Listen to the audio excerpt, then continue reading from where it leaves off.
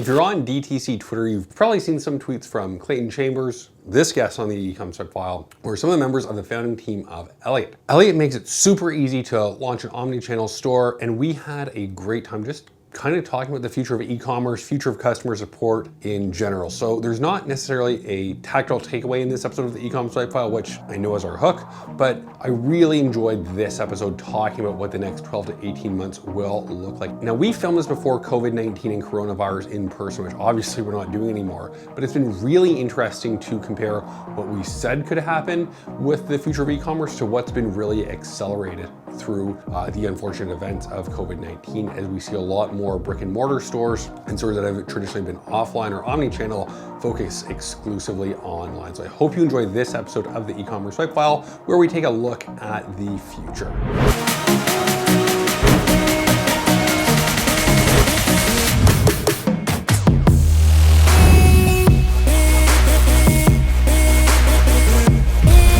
Hey, what's up everyone? It's Lucas from Gorgias here with Clayton Chambers, co-founder, head of growth at Elliot. If you haven't heard of Elliot now, you definitely will in the next 12 to 18 months.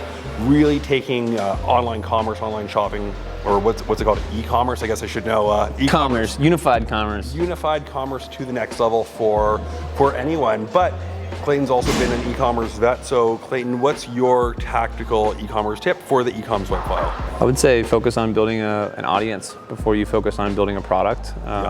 You know, we're living in an era where customer acquisition costs are at an all-time high, and it's really hard to stand out in the sort of sea of noise. And so if anything, in the early stages of brand building, focusing on building the audience, the people that you want to cultivate relationships with, will lend itself well to when you hear from them what products they would be interested in launching. And then overall, what you do is create this sort of word of mouth advocacy that in the long run will be able to help you sell more products. Yeah, absolutely. I think it's a great point too. It's when you have that audience, there's just so much data behind it of, even if it's an Instagram page and you occasionally post products, which products are getting the most engagement, and use that to determine what you sell and tease it and drive 100%. That engagement, rather than just trying to drive cold traffic, because the days of $5 cost acquire customers are long gone. Yeah, I think taking capital is, I think brands overdose on capital. I think so too. A lot these ways. We've seen it with many different brands already. Brandless this week. Brandless is $250 million. Bye-bye. $250 million. We just chuckle about it, but it's not, it's sad. It's not good for a lot of people who lose jobs and things like that. But yeah, I think, you know, if you can find a cunning way to connect with an audience, build an audience first, discover the things that they like, then you can sort of build products around it. Yep. And it opens yourself up too, as a brand, to be an influencer, to collaborate with other brands, to keep 100%. That organic reach of saying, hey, here's our partner of the week, and maybe you're a home decor thing selling plants, but you partner up with a table and chair company. It's a really good point. I think it's actually an understated way to build an audience and build products around it too, is this idea of collaboration and partnerships. Yeah, why not do shout out over an email blast, but you are targeting people who you know are comfortable shopping online for your complementary products. Who are brands in the space that sort of share the same values as you and share the same customers as you, then build a set of products around those values and around those different personas. And then I think that's it sort of takes it a step beyond just like transaction. It's like you're building things about that are sort of rooted in relationship, rather than just hey, I want your money because you.